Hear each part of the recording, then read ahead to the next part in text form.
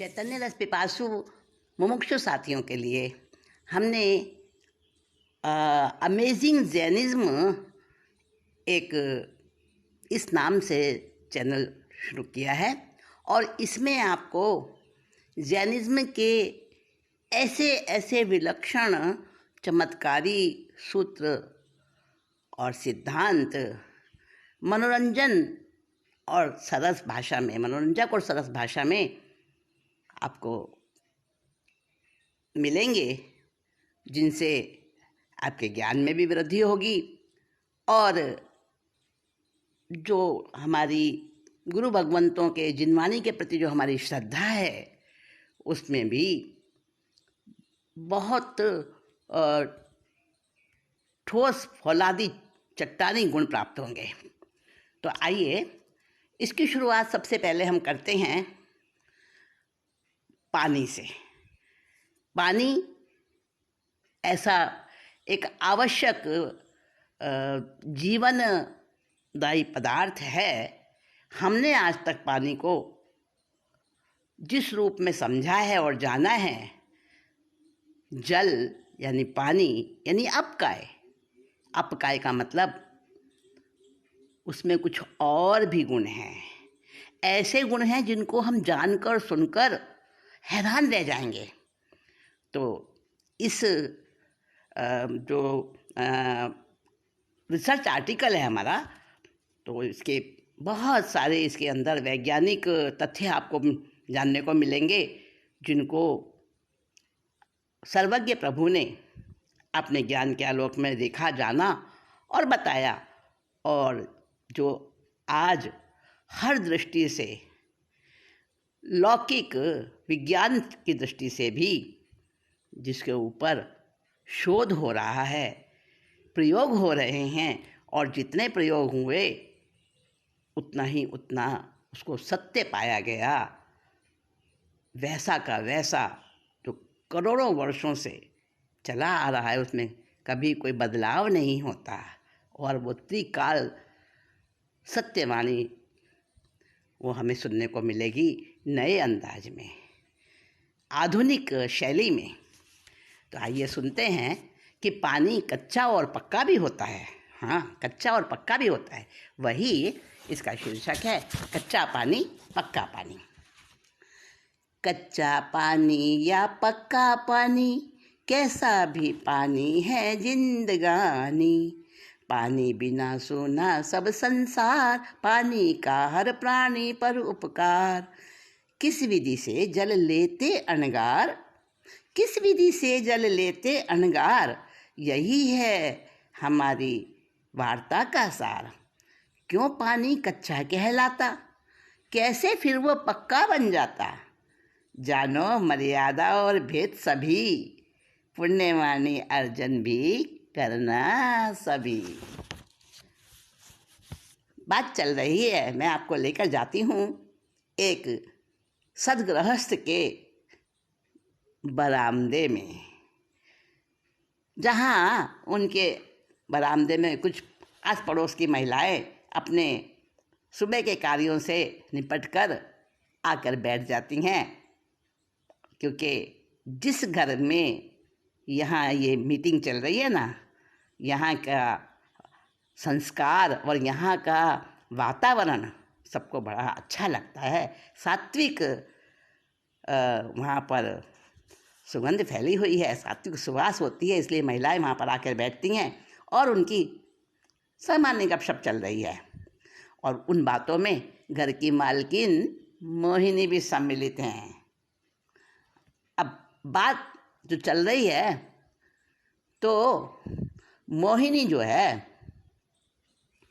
मोहिनी कहती है, तुम लोग चाहे कुछ भी कहो भाई, मगर मुझे तो ऐसा दिखावा बिल्कुल पसंद नहीं, जिससे कि ओह महाराज साहब आ गए।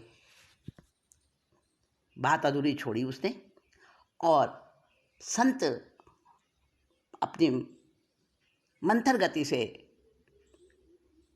इडियापथी का पालन करते हुए चलते हुए आ रहे हैं, और सम्मान पूर्वक उठ जाती है, हाथ जोड़ती है और उनकी तरफ बढ़ती है। मत्थेन वंदामि, पधारिए महाराज साहब, कृपा करो महाराज साहब, कृपा करो। हाँ, इधर से ही पधारो, इधर से ही पधारो आप। और अन्य स्त्रियाँ भी मोहिनी के साथ साथ ना समझते हुए भी आदर के भाव से सहज रूप से सम्मानपूर्वक मुद्रा में खड़ी हो जाती हैं। कैसा त्याग है इनके जीवन में। हाँ, देखो तो मुखमंडल कैसा चमक रहा है, चम चमक रहा है। त्याग और वैराग्य और इनकी ये शुद्धता, जितने में उसी परिवार का छोटा बच्चा। पधारो पधारो पधारो मालाचा मालाचा मालाचा मालाचा पधारो। मुनिराज उस बच्चे की तरफ देखते हैं मुस्कुराते हुए और फिर धीर गति से चलते हुए पास में आ जाते हैं। बच्चा उछलता है, हैप्पी उसका नाम है, उछलता है और कूदता है, खुश होता है। आ दे मालाचा मालाचा, आ दे दादी माँ देखो देखो देखो, मैं भी दूंगा। हाँ मालाचा, तो मैं भी दूंगा।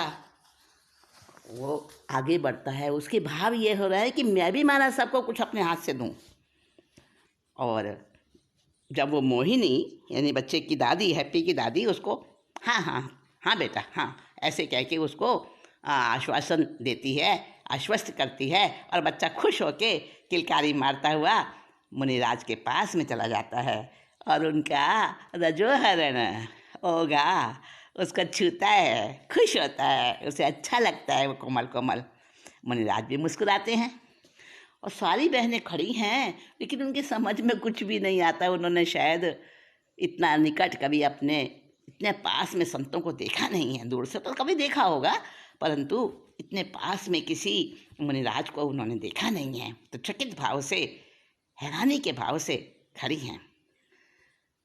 अब महाराज शाह मोहिनी बहन को पूछते हैं, बहन जी धोवन पानी सूझता है क्या? है महाराज साहब, मत्थे नंदामी आप इधर से पधारिए। अरे हैप्पी बेटा बेटा हट, रास्ते से हट। बहू कहाँ हो, आओ संभालो इसे। बहू आती है और बच्चे को लेकर मुनिराज को प्रणाम करके विनयपूर्वक एक और खड़ी हो जाती है। मोहिनी कहती है, मत्थे नंदामी पात्र खोलिए ना भगवान। मुनिराज के हाथ में एक झोली है सफ़ेद वस्त्र से और उसके अंदर एक पात्र रखा है बड़ा सा। मुनिराज पात्र निकालते हैं। बहन, राख से बर्तन मांजकर बनाया हुआ पानी है ना? जी महाराज साहब, हमारे परिवार में तो सब धोवन पानी ही पीते हैं।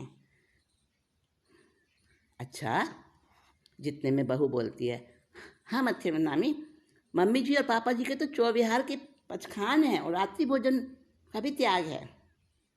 मैं जानता हूँ, फिर भी गवेषणा करना ठीक रहता है ना, क्योंकि बहन आजकल घरों में तो कई तरह से डिटर्जेंट विम वगैरह से भी बर्तन साफ किए जाते हैं ना, इसलिए मैंने पूछ लिया। हाँ महाराज साहब, मगर हमारे यहाँ ऐसा सिस्टम नहीं है।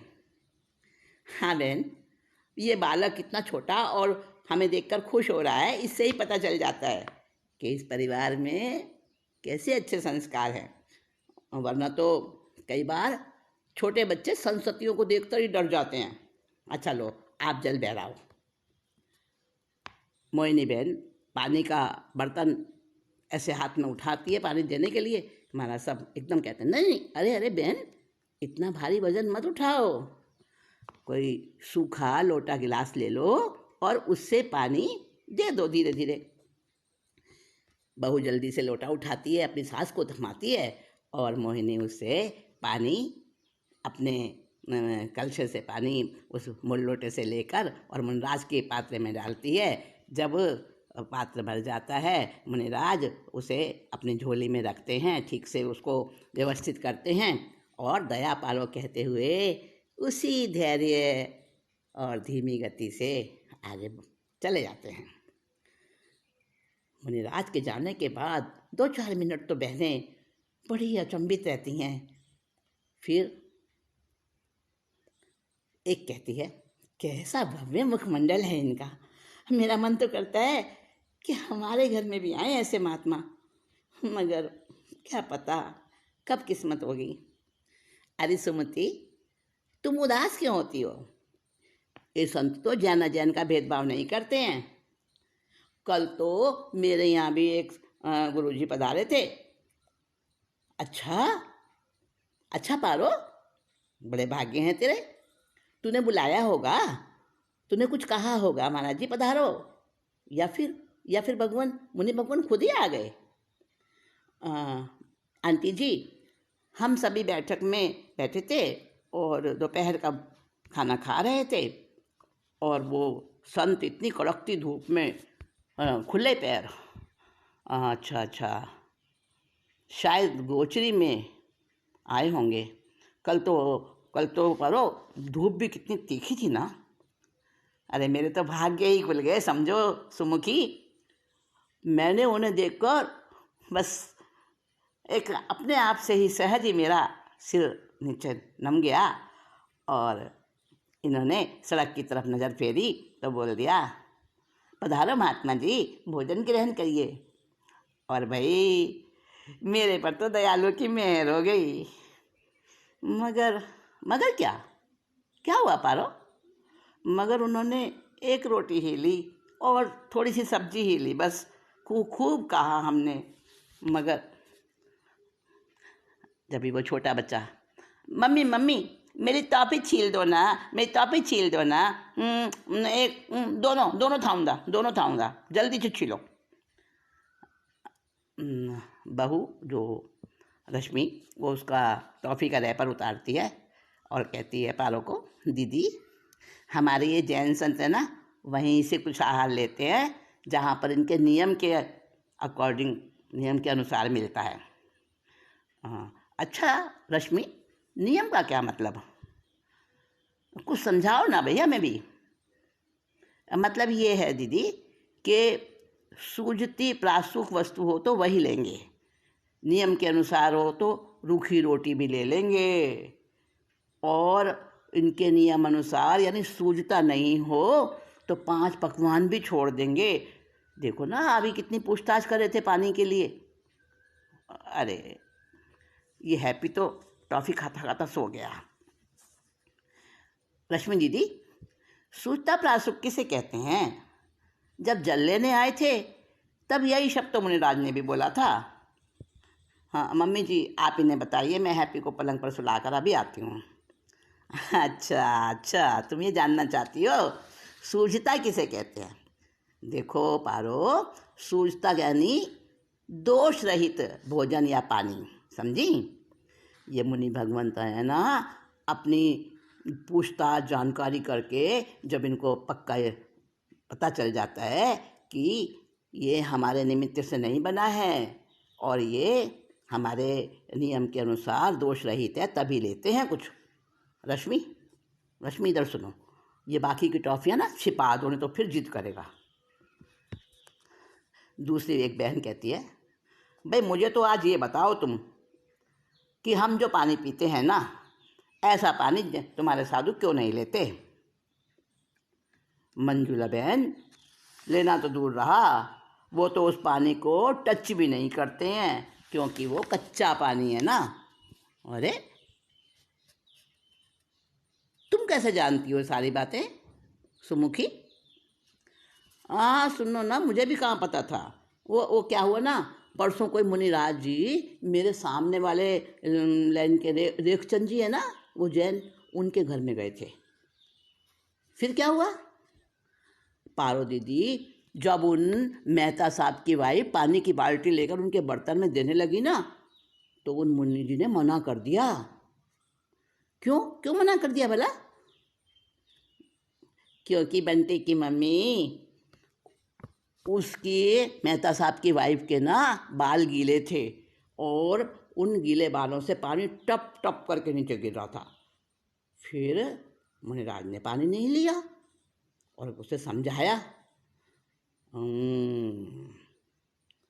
समझ गई सुमुखी और पारो, और मंजुला तुम भी सब सुन लिया ना, समझ लिया, समझी?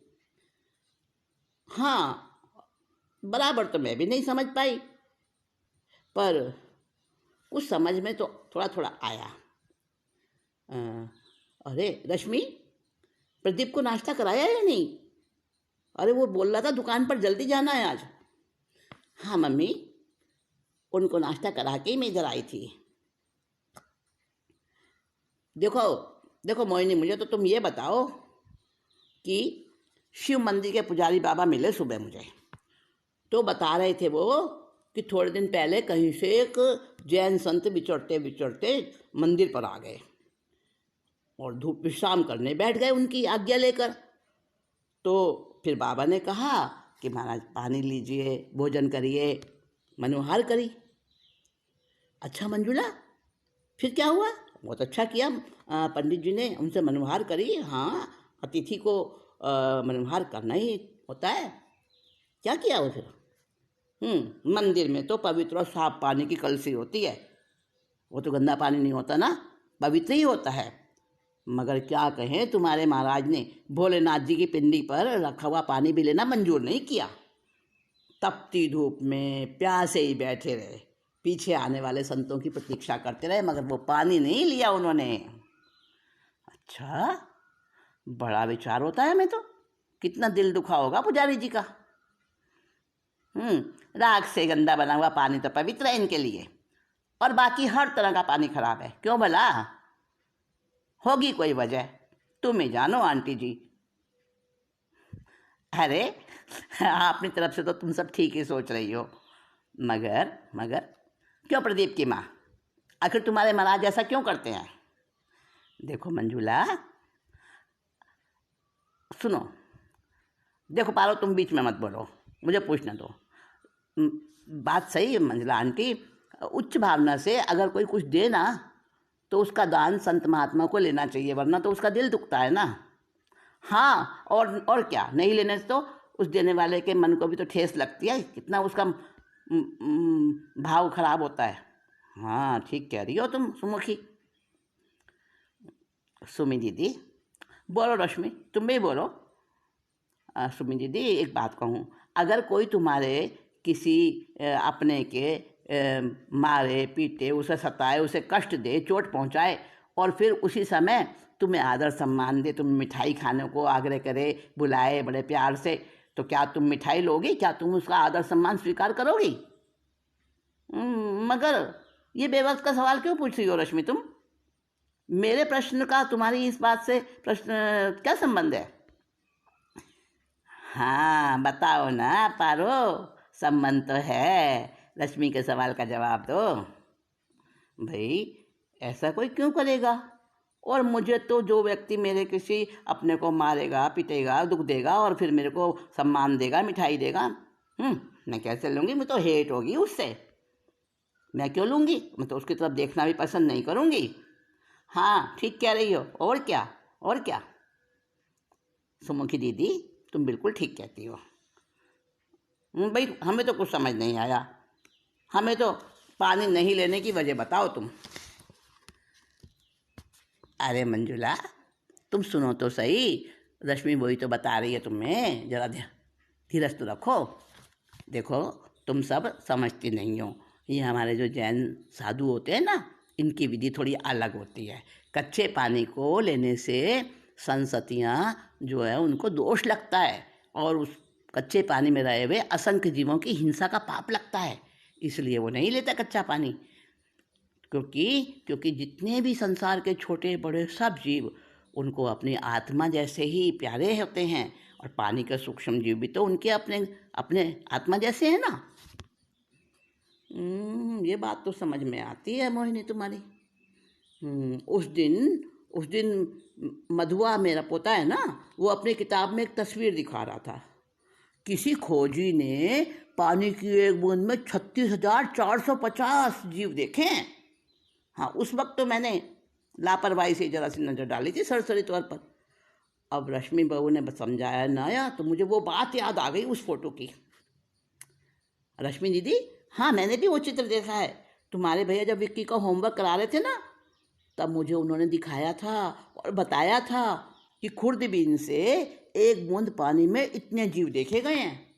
भैया रे, एक बूंद पानी में इतने जीव होते हैं। हाँ, तो फिर उसी खुर्दबीन से राख मिले पानी में भी जीव जंतु दिखेंगे ना। तब क्या फर्क होगा कच्चे पानी में और धोवन पानी में? जिसे तुम जैन अच्छी तरह कहते हो, पक्का पानी कहते हो, फिर उस धोवन पानी की क्या खासियत रह जाएगी? नहीं मंजुला, धोवन पानी में खासियत है, क्योंकि वो निर्दोष है।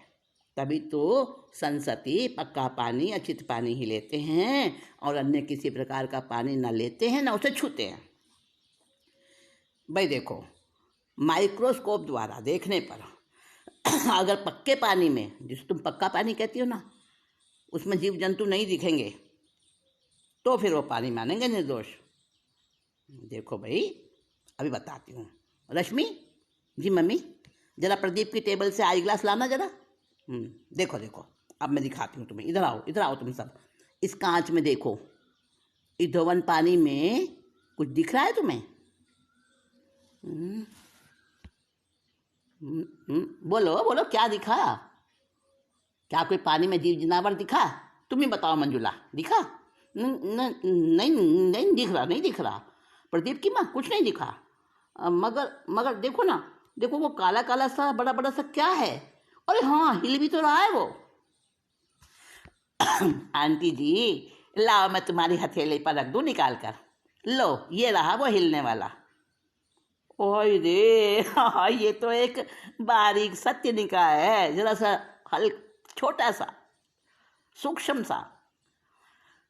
देखा तुमने मंजुला? वो छोटा सा फूस, वो तिनके का कण इस आई गिलास में इतना बड़ा नजर आ रहा था और हवा से हिलता हुआ ऐसा लग रहा ना जैसे कोई जीवित प्राणी हो। सादे पानी की एक बूंद में हजारों जीव दिख गए आंटी, और इस पानी में कोई भी जीव जनावर नहीं दिखा। आखिर ये क्या पहेली है?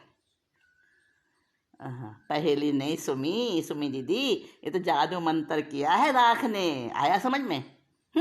सुमी की समझ में आ गया, आया हो या नहीं आया हो। मगर पारो, हमें लगता है तुम सारा भेद जान गई हो। नहीं नहीं आंटी, सब कुछ तो मैं भी नहीं समझी, मगर इतना तो जरूर समझ गई हूँ कि जैन साधु पूरी अहिंसा का पालन करते हैं और वे बिना जीव वाला यानी निर्जीव पानी ही काम में लाते हैं। बड़ी सियानी हो तुम पारो। हाँ तो फिर पारो, ये भी बता दो कि सजीव कच्चा पानी राख से निर्जीव किस तरह बन जाता है, ताकि हमें भी पता चले और हम भी कुछ फायदा उठा लें। अच्छा बंटी की मम्मी, क्यों धवन पानी पीना शुरू कर रही हो क्या आज से? Very good very good. नहीं, ऐसा मेरा कोई विचार नहीं है। लेकिन आंटी, गलत को गलत समझें और सही को समझ लें पूरी तरह, और हानिकारक को अगर ना छोड़ें, ऐसा कौन नादान होगा? ठीक है ना? हाँ मम्मी जी, सुना आपने, बड़े ऊंचे ख्याल आते हैं हमारी पड़ोसनों के। देखो रश्मि, तुम असली बात को मत भुलाओ, जल्दी बताओ। बोलो, बताओ, मैंने क्या पूछा? साबित करो कि उस पानी में और इस पानी में राख मिलाने से क्या फर्क पड़ जाता है। आंटी बोलो पारो, तुम बड़ी समझदार हो, तुम ही बताओ। देखो आंटी, मुझे ज़्यादा तो नहीं पता, बारीकी और गहराई तो मैं क्या जानूँ, पर मुझे नहीं पता पानी सजीव और निर्जीव कैसे हो जाता है। बस मैं तो इतना जानती हूँ, साधु जी महाराज निर्जीव और निर्दोष पानी लेते हैं। बस मैं ऐसा मेरे को महसूस हुआ और मैंने ऐसा बोल दिया। धवन पानी में एक भी जीव नहीं है। इतने सारे जीव, वो सब कहाँ चले जाते हैं, ये भी तो बताओ जरा। नहीं आंटी, मैं इतनी ज्ञानी नहीं हूँ। मोहिनी आंटी जैन है, वो बरसों से धवन पानी पीती हैं, बनाती हैं, और ये सारी बातें तो वही बता सकती हैं। अरे मैं तो इतना सब नहीं जानती भाई, शायद हमारी पढ़ी लिखी रश्मि बहू बता सके। मम्मी जी हाँ बहू, तुम्हें तो पता है ना। देखो मम्मी जी, बहुत ज़्यादा विस्तार से और बिल्कुल क्लियर तो मैं भी नहीं बता सकती। हाँ, जब मुझे इतना पता है मम्मी जी कि जब वो जीव राख के संपर्क में आते हैं ना, तो वो उसके खार से मर जाते हैं, निर्जीव हो जाते हैं। वो पानी निर्जीव हो जाता है। मर जाते हैं। तो फिर तो धोवन पानी में भी हिंसा हुई ना। हाँ, बात तो सही है, धोवन पानी बनाया तो हिंसा हुई ना। हम्म, अच्छा अच्छा मम्मी जी, एक बात हमें याद आ गई। आज महिला मंडल की मीटिंग है ना, हम सब स्थानक में चलते हैं और वहाँ विराजित मुनि भगवंत हैं, वो हमें सारी जानकारी देंगे। तुम लोग चलना, 2 बजे महिला मंडल की मीटिंग है। हम क्या करेंगे वहाँ जाकर? हमारा मतलब है, हम तो सभी अजैन बहनें। अरे भाई आंटी, दिल बड़ा रखो, वहाँ तो सब जा सकते हैं, जैन अजैन का कोई भेद नहीं है। और तुम अपने साथ में दूसरी और बहनों को भी लेके चलना। आज की मीटिंग आप सभी अजैन नॉन जैन बहनों के नाम ही समझो। अच्छा अच्छा, तो रश्मि, फिक्स 2 बजे हमें बुला लेना। तुम्हारे साथ ही जाएंगे, हम अकेले नहीं जाएंगे भाई। हाँ हाँ, आप चलें, बाकी का घर का काम निपटाएं जल्दी जल्दी, और तुम्हारा इंतज़ार करेंगे। जल्दी आ जाना 2 बजे। हाँ, सब चली जाती हैं। मोहिनी कहती है, देखो रश्मि, हैप्पी को दुकान पर भेज दिया है। और हाँ हाँ, ठीक किया बहू, सारा काम व्यवस्थित कर लिया ना। जी हाँ, आपके लिए आते ही सब्जी चमक दूंगी और फुलके उतार दूंगी, ताकि पापा जी को और आपको देरी ना हो जाए। 5 बजे पापा जी आएंगे और 4 साढ़े 4 बजे तक हम भी लौट आएंगे। बहुत अच्छा सोचा तूने बहू। आखिर आप दोनों को चौविहार है ना मम्मी जी, समय से जिम लो तो पानी भी ठीक से पिया जाता है। सूर्यास्त के बाद तो फिर रात भर पानी पीना ही नहीं होता। और क्या भाई, सौगन पचखान रहने से कभी शाम के समय साधु संतों का जोग भी मिल जाता है। अरे भाई, धर्म का पालन करने में तो फ़ायदा ही फ़ायदा है। हाँ मम्मी जी, याद आया, नीले छज्जे वाली रेनू बहन को भी तो बुला लूँ। हाँ ठीक है, अच्छा रहेगा, उसको ही बुला लो। वो भी तो बहुत पढ़ी लिखी है ना, जैन साहब की बेटी है, उसे भी कुछ समझना है, कह रही थी मेरे से। चलो चलो, अब देर ना करो, सबको इकट्ठा करने में भी तो कुछ वक्त लग जाएगा। चलो चलो, 2 बजने में ही हैं। आज की मीटिंग को, बातचीत को यहीं पर विराम देती हूँ। आगे की बात